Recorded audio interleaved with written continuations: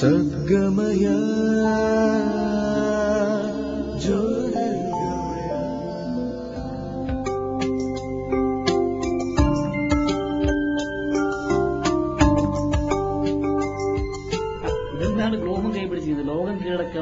അതെ, ഒരു സംഭവമാണ് ഞാൻ പറയാം.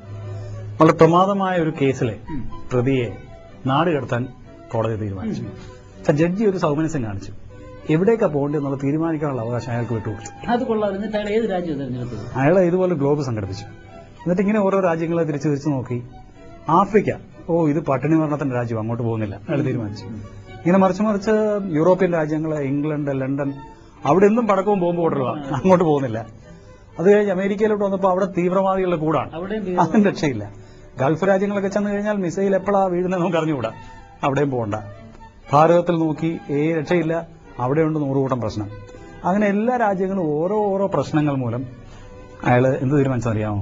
ഈ ഗ്ലോബ് അങ്ങോട്ട് മാറ്റി വെച്ചിട്ട് പറഞ്ഞു, മറ്റൊരു ഗ്ലോബ് തരൂ, ഞാൻ നോക്കട്ടെ. പക്ഷെ എനിക്ക് തോന്നുന്നത് ലോകത്ത് പ്രശ്നങ്ങളില്ലാത്ത ഒരു സ്ഥലങ്ങളുമില്ല. സ്ഥലങ്ങൾ മാത്രമല്ല, ചില വ്യക്തികൾ ഇതുപോലെ അവരുടെ ജീവിതം എന്നാൽ ദുരിതമയമാണ്. അതെ, തീർച്ചയായും. പക്ഷേ അങ്ങനെ ദുരിത പെരുമഴയിൽ കൂടെ അവർ കടന്നു പോകുമ്പോൾ എല്ലാ പ്രതിസന്ധികളെയും പ്രത്യാശയോടെ നോക്കിക്കാണുകയും ഒരു പുഞ്ചിരിയോടെ അതിനെ നേരിടുകയും ചെയ്യുന്നവരുണ്ട്. അവരുടെ കണ്ണുനീരിനൊക്കെ മുത്തുച്ചിപ്പയുടെ വിലയാണുള്ളത്. അങ്ങനെ ഒരു വ്യക്തിയെക്കുറിച്ച് ഒരു അന്വേഷണം നടത്തുന്നത് വെർത്താണ്. അവരെക്കുറിച്ചാവട്ടെ നമ്മുടെ ഇന്നത്തെ അന്വേഷണം. ഒരു ന്യൂക്ലിയർ മെഡിസിൻ സയന്റിസ്റ്റും തിരുവല്ല നവജീവോദയം കേന്ദ്രം വാല്യൂ എഡ്യൂക്കേഷൻ സെന്റർ എന്നിവയുടെ ഡയറക്ടറുമായ ഡോക്ടർ ജോസ് സാമുവൽ തന്റെ വേദനയുടെ കാർമേഹങ്ങളിടയിലെ വെള്ളിരേഖകൾ നമ്മിലേക്ക് ഒരു നന്മയുടെ തിരികൾ പോലെ പ്രതിഫലിപ്പിക്കുകയാണ്. ഡോക്ടർ ജോസ് സാമുവലിനെ വളരെ ആദരപൂർവ്വം സദ്ഗമയയിലേക്ക് ഞങ്ങൾ സ്വാഗതം ചെയ്തു. ഡോക്ടറുടെ വ്യക്തി ജീവിതത്തിൽ ദുരിതങ്ങൾ ഒരു ഒഴിയാബാധയായിരുന്നു എന്ന് കേട്ടത്. ദുരിതങ്ങൾ എന്നുള്ള വാക്ക് ശരിയാണെങ്കിലും ഞാനതിനെ അങ്ങനൊരു ദുരിതം എന്നുള്ള അർത്ഥമല്ല കൊടുത്തത്. ഉദാഹരണമായിട്ട് മക്കളുടെ രോഗം, അവരെ നോക്കിക്കൊണ്ടുന്ന ഭാര്യയുടെ മരണം, അതിന്റെ മധ്യത്തിൽ മക്കളിൽ ഒരാളുടെ മരണം, ഇതെല്ലാം കൂടെ കടന്നുപോയത് ദുരന്തമായി നമുക്ക് തോന്നിയേക്കാം. എന്നാൽ അതിന്റെ പിന്നിൽ അതിനെ ദുരിതമല്ലാത്തതാക്കി തീർക്കുന്ന ചില നല്ല കാര്യങ്ങൾ എന്താണെന്ന് ഗ്രഹിക്കുവാനൊരവസരം കിട്ടിയതുകൊണ്ട് ദുരന്തമാണെങ്കിലും, യഥാർത്ഥത്തിൽ ദുരന്തമാണെങ്കിലും അതിനെ ദുരന്തമല്ലാത്ത രീതിയിൽ കാണുവാൻ കഴിയും.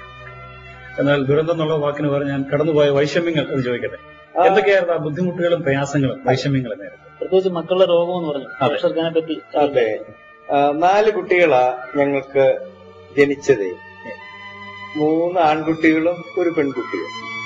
പെൺകുട്ടി മറ്റു കുട്ടികളെ പോലെ നോർമൽ ആരോഗ്യവതി. എന്നാൽ 3 ആൺമക്കളും മാരക രോഗികളായിട്ടാണ് ജനിച്ചത്. അതും വളരെ അപൂർവമായ രോഗം, സിസ്റ്റിക് ഫൈബ്രോസിസ് എന്നാ അതിന്റെ പേര്. ആദ്യ ലക്ഷണം തന്നെ ശ്വാസതടസ്സമാണ്. ശ്വാസനാളത്തിൽ ദ്രാവകം വന്ന് കൂടിയിട്ട് ശ്വാസം വലിക്കാൻ ഒക്കാതെ വരിക. അപ്പോൾ ആശുപത്രിയിൽ പമ്പ് വെച്ച്, സക്ഷൻ വെച്ച് അത് മാറ്റിയിട്ട് പ്രാണവായു, ഓക്സിജൻ കൊടുക്കും. എന്നാൽ കുറെ കഴിയുമ്പോഴത്തേക്ക് ശ്വാസകോശത്തിന് അണുബാധ ഉണ്ടാകും, അതിന് ചികിത്സിക്കണം. അപ്പോൾ അബോധാവസ്ഥയിലേക്ക് പോകും. അപ്പോൾ വീണ്ടും ഓക്സിജൻ കൊടുക്കണം, ചിലപ്പോൾ കൃത്രിമ ശ്വാസോച്ഛ്വാസം കൊടുക്കണം.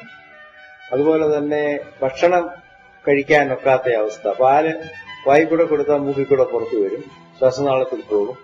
അതുകൊണ്ട് 1.5 വർഷം മൂക്കിൽ കൂടെ ഒരു ട്യൂബ് ഇട്ടാണ് പാല് കൊടുത്തത്. ഒരു വിധത്തിൽ പറഞ്ഞാൽ കുറേശ്ശെ അതിനുശേഷം സ്പൂണ് കൊണ്ട് കോരിക്കൊടുത്ത് പഠിപ്പിക്കുമായിരുന്നു, വളരെ സൂക്ഷിച്ച്. അപ്പോൾ ഈ മാരക രോഗത്തിന് ലോകത്തിൽ ഒരിടത്തും ഒരു ചികിത്സയില്ലെന്നാ. അതിന്റെ കൂടെ വയറിളകുക, ഭക്ഷണം പിടിക്കാതെ വരിക, ഛർദിലുണ്ടാകുക, ചൂട് ഉഷ്ണമൊക്കെ അനുഭവപ്പെടുമ്പോൾ ഈ ശരീരത്തിന്റെ വേർപ്പിൽ കൂടെ ലവണങ്ങൾ, സോഡിയമൊക്കെ നഷ്ടപ്പെടുക, അപ്പോൾ അബോധാവസ്ഥയിലാകുക. പേരും പറഞ്ഞില്ല. അതെ, മൂത്ത കുട്ടിയുടെ പേര് ജോണി. ജോണി 19 വയസ്സുവരെ എത്തത്തില്ല സാധാരണഗതിയില് ഈ കുട്ടികൾ. ജോണിയുടെ കാര്യത്തില് അതുപോലെ തകരാറ് വന്നു. എന്നാൽ 32 വയസ്സും 10 മാസവും ജീവിച്ചു. മറ്റേ ആളിന്റെ പേര് റോണിയ. റോണി 22 വയസ്സും 8 മാസവും ജീവിച്ചു. ഷെറി കേവലം 2.5 മാസമേ ജീവിച്ചുള്ളൂ. അവന്റെ ശ്വാസകോശത്തിന് അസുഖം ഉണ്ടായി അങ്ങ് മരിക്കുകയാണ് ചെയ്തത്. ബ്രോങ്കൈൽ ന്യൂമോണിയ ആയിട്ട് മരിക്കുകയാണ് ചെയ്തത്. അപ്പോൾ ഇവർക്ക് ചികിത്സ എന്താ കൊടുക്കേണ്ടതെന്ന് ഇതുവരെ അറിയാത്തതന്നെ ഞങ്ങളോട് പറഞ്ഞു. ഏതായാലും ഇവര് മരിക്കുക. ആശുപത്രി കിടന്നാൽ മറ്റു രോഗികളുടെ രോഗങ്ങളൊക്കെ കിട്ടും. കാരണം അവർക്ക് പ്രതിരോധ ശക്തി കുറയുകയാണ്. അതുകൊണ്ട് ഭവനത്തിൽ കൊണ്ടുപോവുക. അപ്പൊ ഭവനത്തിൽ കൊണ്ടുവന്ന് എന്റെ ഭാര്യ 24 മണിക്കൂറും അവരുടെ കൂടെ ഇരുന്ന് അവരെ പരിരക്ഷിക്കുക. വീട്ടിൽ തന്നെ ഇതൊക്കെ ചെയ്യാൻ ഇൻഹലേഷൻ തെറപ്പിയും സെക്ഷനും കൃത്രിമ ശ്വാസോച്ഛ്വാസവും എല്ലാം നടത്താനും പരിരക്ഷിക്കാനുള്ള ക്രമീകരണം ചെയ്ത് കടന്നു പോവുകയായിരുന്നു. അപ്പൊ ഈ മരണത്തെ മുഖാമുഖം കണ്ടുകൊണ്ട് പ്രതീക്ഷയ്ക്ക് വകയില്ലാതിരിക്കുന്ന ആ സാഹചര്യത്തിൽ എങ്ങനെയാ അവർ ജീവിതത്തെ അഭിമുഖീകരിച്ചത്? എങ്ങനെയാണ് നേരിട്ട് ഈ പ്രശ്നങ്ങൾ? ജോണിയും റോണിയും ഇത് വളരെ ധൈര്യത്തോടുകൂടെയാണ് നേരിട്ടത്. ഞങ്ങൾ അവരെ വളർത്തിക്കൊണ്ടുവന്നത് മനുഷ്യരാൽ അസാധ്യമായിട്ടുള്ളത് പലതും ലോകത്തിലുണ്ട്, എന്നാൽ ദൈവത്താൽ സാധ്യമാണ്. അത് അവരുടെ ഉള്ളില് നല്ലതുപോലെ അങ്ങ് ഉറയ്ക്കുവാനിടയായി തീർന്നു. അതുകൊണ്ട് കിടക്കയിൽ പോകും. നാളെ രാവിലെ മുതൽ ചിലപ്പോൾ ലോകം കാണത്തില്ല എങ്കിലും അവരെങ്ങോട്ടാ പോകുന്നതെന്നുള്ളതിന് നല്ല ഉറപ്പ് അവർക്കുണ്ട്. ആ നിമിഷം വരെയുള്ള ആ കാലയളവിനുള്ളിൽ അവരുടെ ജീവിതം കൊണ്ടും ദൈവത്തിന്റെ പക്കൽ ഒരു പ്ലാൻ ഉണ്ടെന്നാണ് അവർ വിശ്വസിച്ചത്. ഈ അസുഖങ്ങൾക്കിടയിലും ജോണി ഒരു പുസ്തകം എഴുതി കേട്ടിട്ടുണ്ട്. അതിനെപ്പറ്റി വാസ്തവത്തിൽ 6ാം ക്ലാസ് വരെ ജോണിക്ക് പഠിക്കാൻ പറ്റിയുള്ളൂ. ഫോർമലായിട്ട് ഒരു ദിവസം ഞാൻ 6-7 ആഴ്ചത്തെ യാത്രയ്ക്ക് ശേഷം വന്നപ്പോൾ കല്യാണക്കിഴി എന്ന് പറയാൻ കടലാസ് എടുത്ത് എന്നെ കാണിച്ചു. ഇത് ഞാൻ കുട്ടികൾക്ക് വേണ്ടി കഥകളായിട്ട് എഴുതിയ ചില കാര്യങ്ങൾ ഇതൊരു പുസ്തകമാക്കാമെന്ന് ചോദിച്ചു. ഞാനത് നോക്കിയതായ അവസരത്തിൽ അതിന്റെ ആമുഖത്തിൽ എഴുതിയിരിക്കുകയാണ്, അസാധ്യമെന്ന് കരുതുന്നതിനെ സാധ്യമാക്കി തീർക്കുന്നതിന്റെ തെളിവാണ് ഈ പുസ്തകം. ഈ മാരക രോഗം എന്നെ പരാജയപ്പെടുത്താൻ അനുവദിച്ചിട്ട് കാര്യമില്ലെന്ന് ഞങ്ങൾക്ക് മനസ്സിലായി. മാത്രമല്ല എന്റെ ജീവിതം കൊണ്ടും ദൈവത്തിന്റെ പക്കൽ ഒരു പ്ലാൻ ഉണ്ട്. എനിക്കും മനുഷ്യനന്മയ്ക്ക് വേണ്ടി എന്തെങ്കിലും ചെയ്യാമെന്ന് പറഞ്ഞു അത് പബ്ലിഷ് ചെയ്തു. 2ാമത്തെ പുസ്തകത്തിന്റെ പേര് അസാധ്യം ദൈവത്താൽ സാധ്യം, ഇംപോസിബിൾ ബട്ട് ഫോർ ഗോഡ്.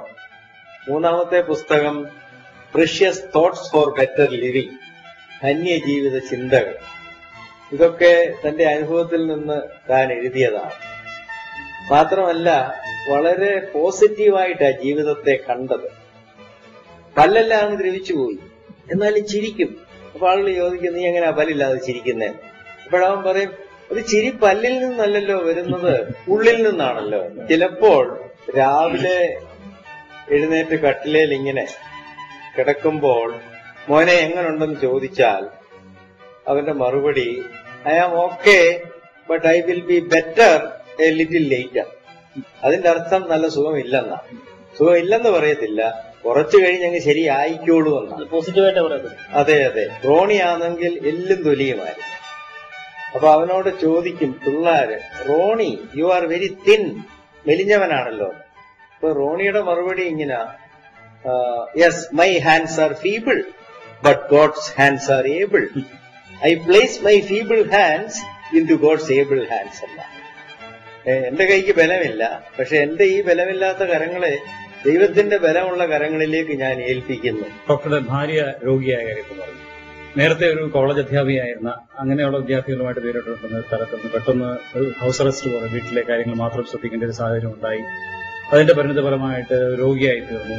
വളരെ മാനസികമായി തകർന്നു പോകാവുന്ന ഒരു സാഹചര്യം. ഈ സിറ്റുവേഷൻ എങ്ങനെയാണ് പുള്ളിക്കാരി നേരിട്ടത്? എന്നോട് പറഞ്ഞിട്ടുണ്ടായിരുന്നു, വീട്ടിലെ കാര്യങ്ങളെല്ലാം താൻ നോക്കിക്കോളാം, കുഞ്ഞുങ്ങളുടെ കാര്യമെല്ലാം. അതിനുവേണ്ടി ജീവിതത്തെ അങ്ങ് മാറ്റിവെച്ചു.